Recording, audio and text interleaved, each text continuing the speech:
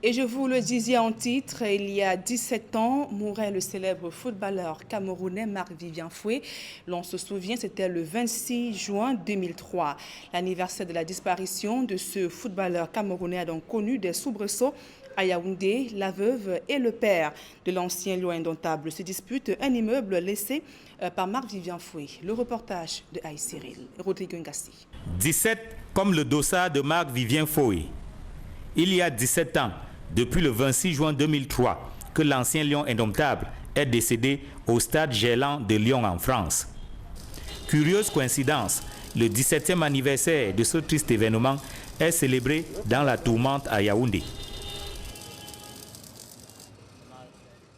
Les serrures ont été renforcées sur l'un des immeubles laissés par l'ancien footballeur, tandis que du sable a été versé à l'entrée pour empêcher aux locataires d'y accéder.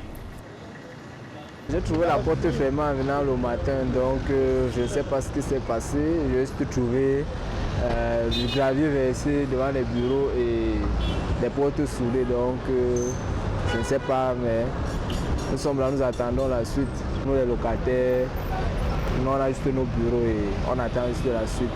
Auteur de ce grabuge, la veuve Marie-Louise Foé affirme qu'elle en a assez de laisser son beau-père jouir des biens de son défunt mari. Elle veut désormais rentrer dans ses droits.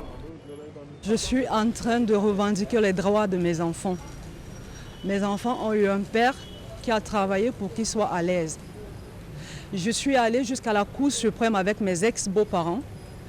Depuis 2015, j'ai une décision de la Cour suprême qui permet à mes enfants d'avoir les droits de tout ce que leur père a laissé. Mais il m'est impossible de faire exécuter ces droits.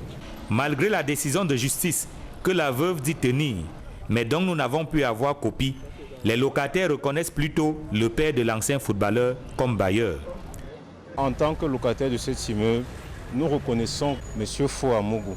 Nous n'avons eu aucun acte légal venant de sa part ou un de ses conseils permettant à ce qu'elle puisse se présenter aujourd'hui comme la légitime bailleresse, encore moins poser des actes aussi frauduleux.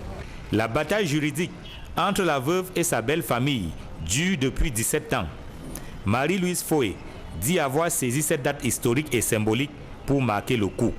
Je me suis dit, ok, symboliquement, aujourd'hui c'est le 26 juin, alors je vais fermer son immeuble. Tout simplement pour que mes enfants aient leurs droits. Je n'ai aucun problème avec les occupants de cet immeuble. Mon souci, c'est que la loi doit être rétablie. Tout simplement. J'ai des documents, alors pourquoi mes enfants ne peuvent pas avoir accès à ce qui leur appartient? C'est la question que je me pose aujourd'hui. Ont-ils des droits, oui ou non, 17 ans après? Les forces de l'ordre sont descendues sur les lieux, question de calmer le jeu. Aux dernières nouvelles, veuve Foé était attendue chez le procureur de la République.